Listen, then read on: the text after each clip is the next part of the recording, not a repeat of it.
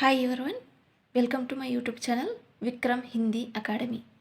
इस YouTube channel में हम लोग हिंदी ग्रामर और लिटरेचर के बारे में चर्चा करेंगे। पिछली कक्षाओं में हम लोग कबीर दास के बारे में संक्षिप्त समाचार सुने हैं और देखे भी हैं। इस क्लास में हम लोग कबीर के दोहे, जो महत्वपूर्ण दोहे हैं, इसकी चर्चा करेंगे। अक्सर कॉम्पिटिटिव एग्जाम्स में पूछे जाते हैं, बहुत इम्पॉर्टेंट दोहे हैं, इनके बारे में चर्चा करेंगे। कबीर के दोहे। पहला दोहा है, साधु ऐसा चाहिए जैसा सूप सुभाए, सार सार को गही रहे थोता देई उड़ाए। यहाँ पर साधु माने सज्जन, सूप माने अनाज फटकने का छाज, सुभाई माने स्वभाव, सार सार माने मोल भाव, थोथा माने जिसके भीतर कुछ सार नहीं रहता है ना, भूसा जैसा है, इसे कहते हैं थोथा। यहाँ पर कबीरदास कहता है कि साधु का स्वभाव सूप के समान होना चाहिए। सूप सार तत्व को अपनाकर निसार को उड़ा देता है, उसी तरह हमें सद्गुणों को अपनाकर दुर्गुणों को छोड़ देना चाहिए। कुछ लोग तेलुगु में भी पढ़ाने के लिए पूछे हैं, इसीलिए उन लोगों के वास्ते मैं तेलुगु में भी पढ़ाती हूँ।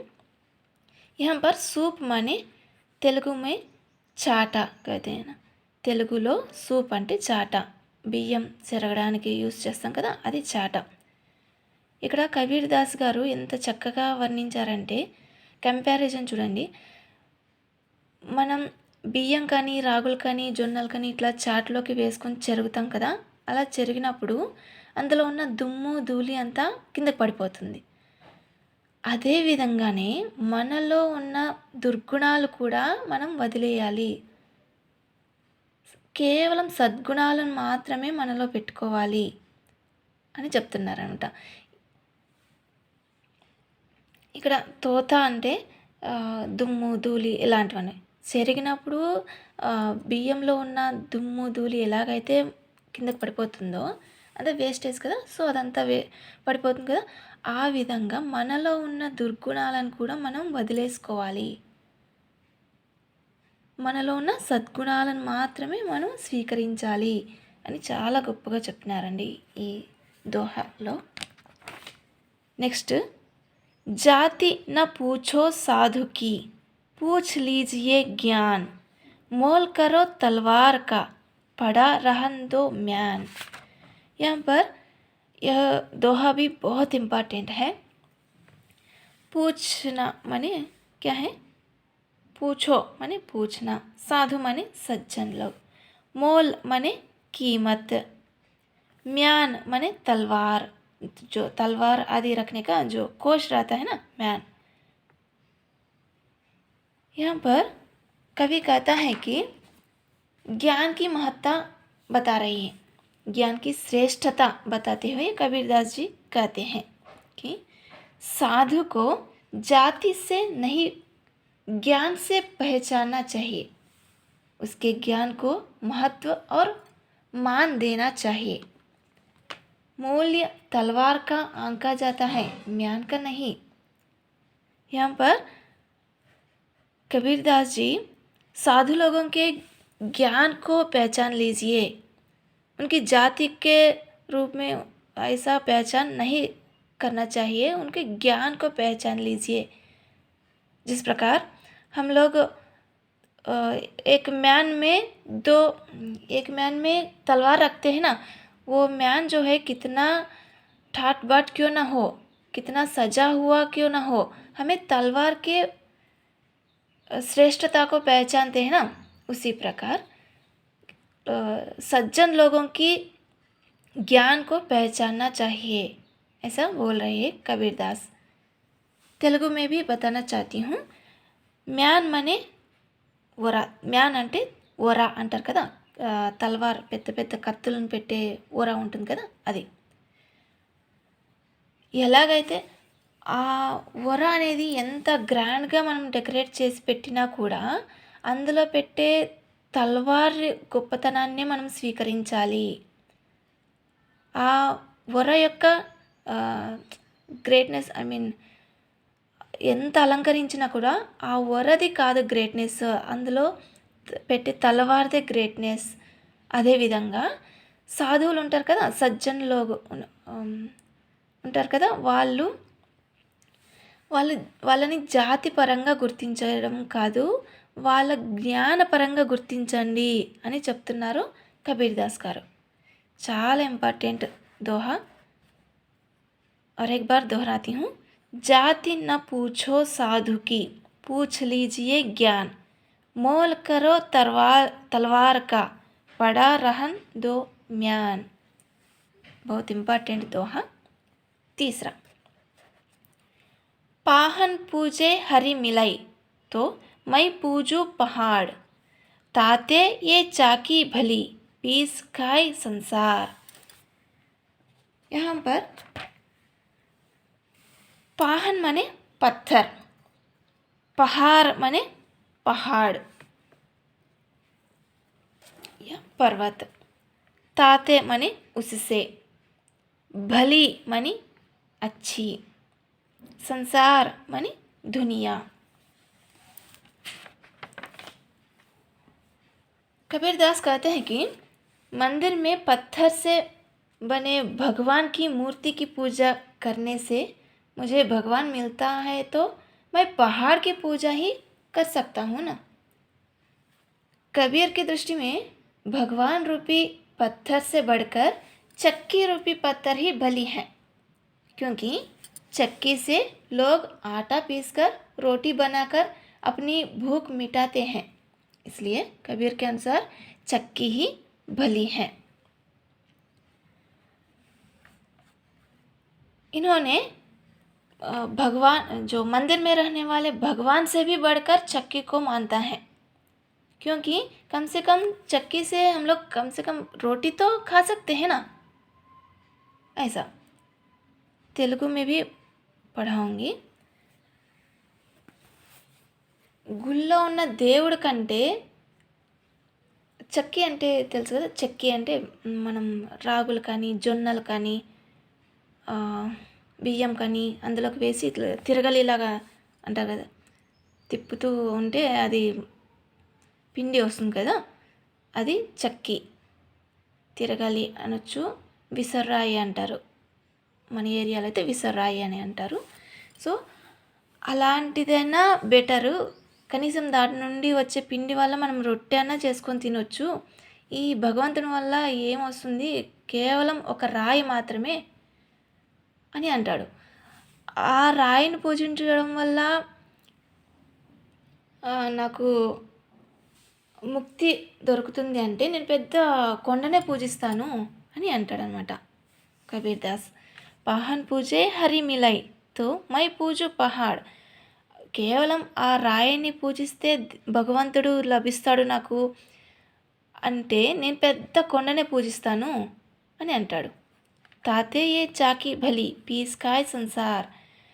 దానికంటే ఈ చక్కినే బెటర్ కదా, అంటే ఈ విసురాయి బెటర్ కదా, కనీసం మనం అందులో నుండి వచ్చే పిండి ద్వారా రొట్టెన చేసుకొని తినగలుగుతాము. సో భగవంతుణ్ణి పూజించడం కంటే దీనికి ఇంపార్టెన్స్ ఇవ్వడమే గొప్ప అని అంటున్నారు. यहाँ पर मूर्ति पूजा पर खंडन करने वाले हैं। पिछली कक्षाओं में हम लोग सुने हैं ना, मूर्ति पूजा को खंडन करने वाले हैं, विरोधी है कबीर दास। वहाँ पर यह दोहा सूटेबल है। मूर्ति पूजा को बिल्कुल विरोध करता है कबीर दास। नेक्स्ट, निंदक नियरे रखिए, आंगन कुटी छवाए, बिन पानी साबुन बिनु, निर्मल करई सुभाई। निंदक माने निंदा करने वाला, नियरे माने निकट, छवाए माने छवाकर, दूसरों से छाने का काम करना, बिन बिना, करई करता है, सुभाय माने स्वभाव। यहाँ पर कबीरदास कहता है कि निंदक को अपने निकट रखना लाभकारी होता है। बिना पानी और साबुन के वह हमारा स्वभाव निर्मल कर देता है। कपड़ों को साफ करने के लिए साबुन और पानी की आवश्यकता है ना। साबुन और पानी कपड़ों की मलिनता को दूर कर उन्हें साफ करते हैं, परंतु निंदा करने वाले बिना साबुन और बिना पानी के हमारी निंदा करके हमारे स्वभाव को सुधारने में मदद करते हैं। निकट होने से उन्हें हमारे दोष नज़र आते हैं और वे तुरंत उन्हें बताकर हमें जागरूक बताते हैं। यहाँ पर कबीरदास निंदा करने वालों को चाहे तो हमारे घर में ही जगह देकर हमारे पास ही रख लीजिए, ऐसा कह रहे हैं कबीरदास। क्योंकि हमें जो दुर्गुण है, जो दोष है, वे बता देते हैं ना, तो हमें सुधार सकते हैं। इसलिए निंदा करने वालों को हमारे पास ही रख लीजिए, ऐसा कह रहे हैं। तेलुगु में కబీర్దాస్ ఇలా అంటున్నారు, మనల్ని నిందించే వాళ్ళని వీలైతే మన ఇంట్లోనే ప్లేస్ ఇచ్చి మన ఇంట్లోనే పెట్టుకోండి. ఎందుకంటే వాళ్ళు మనతో పాటే ఉంటూ ఉంటారు. మన దోషాలు వాళ్ళకి తెలుస్తుంటాయి, ఎప్పటికప్పుడు చెప్పేస్తుంటారు కదా. సో మన దోషాలని మనం రెక్టిఫై చేసుకోవచ్చు. కాబట్టి నిందించే వాళ్ళని ఖచ్చితంగా దూరం చేసుకోవద్దండి, మన దగ్గరలోనే పెట్టుకోండి అని చెప్తున్నారు కబీర్దాస్. నెక్స్ట్, జబ్ మై థా తబ్ హరి నహీ, अब हरि है मैं नाही, प्रेम गली अति सांकरी, ता में दो न समाही.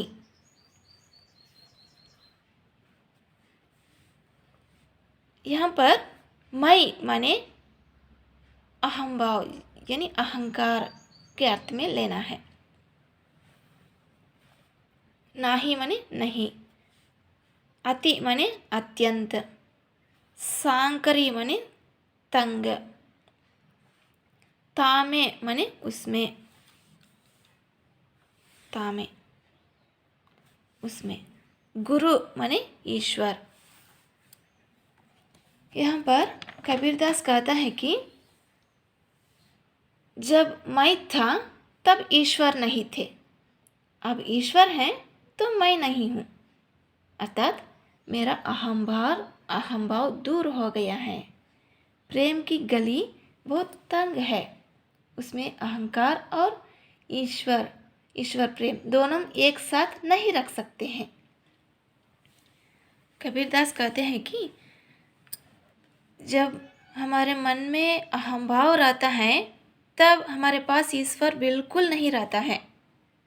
जब हमसे अहंभाव दूर हो जाता है तब हमें ईश्वर पहुंचता है. इस प्रकार कहता है कबीरदास. जिस प्रकार एक म्यान में दो तलवार नहीं रख सकते हैं ना, इसी प्रकार हमारे मन में अहंभाव और ईश्वर दोनों नहीं रह सकते हैं. इसलिए अहंभाव को छोड़ दो, ईश्वर अपने आप में हमारे मन में आ जाते हैं, ऐसा कह रहे हैं. बहुत इम्पोर्टेंट दोहा తెలుగు में, మనలో ఎప్పటిదాకా అయితే అహంకారం ఉంటుందో అప్పటిదాకా మనలోకి ఈశ్వరుడు రాడు, భగవంతుడు రాడు. ఎప్పుడైతే మనం అహంకారాన్ని వీడి ప్రేమగా ఉంటామో అప్పుడే ఈశ్వరుని కటాక్షం, అదే భగవంతుని కటాక్షం మనపై ఉంటుంది అని చెప్తున్నారు కబీర్దాస్. नेक्स्ट दोहा, केसन कहा बिगारिया जो मूंडे 100 बार, मन को काहे न मूंडिए जामे विषय विकार. यहाँ पर केसन माने केश, मूंडो माने कटाओ, बिगारिया माने बिगाड़ना। यहाँ पर कबीरदास कहता है कि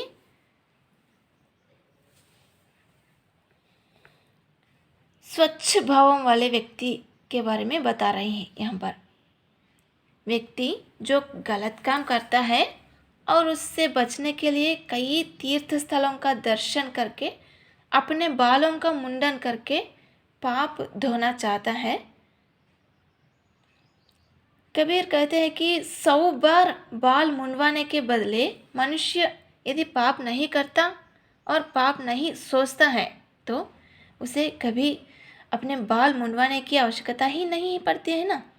तात्पर्य यह है कि मनुष्य को अपराध बोध से डरते रहने के बजाय मन में विकृत व मलिन ही नहीं आने देना अत्यंत श्रेयस्कर होगा, ऐसा कह रहे हैं कबीरदास। కొంతమంది పాపాలు బాగా చేస్తుంటారు, ఆ పాప పరిష్కారం కోసం గుండు గీయించుకుంటారంట. కబీర్దాస్ ఇక్కడ ఏం చెప్తున్నారంటే అసలు పాపాలే చేయకపోతే వాళ్ళ గుండు కొట్టించుకోవాల్సిన అవసరం ఏమొస్తుంది అని చెప్తున్నారనమాట. పాపాలే చేయకుండా ఉండండి, పాపం గురించి అసలు ఆలోచించొద్దండి. సో ఇంకా అలాంటప్పుడు వాళ్ళ వెంట్రుకలు తీసివేయాల్సిన అవసరం ఏముంది, వాళ్ళ గుండు కొట్టించుకోవాల్సిన అవసరం ఏముంది తీర్థస్థానాలకు వెళ్ళి అని కబీర్దాస్ చెప్తున్నారు.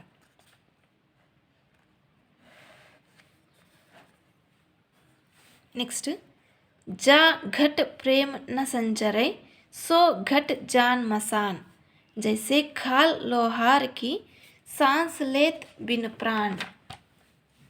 घट माने यहाँ पर शरीर, मसान माने श्मशान,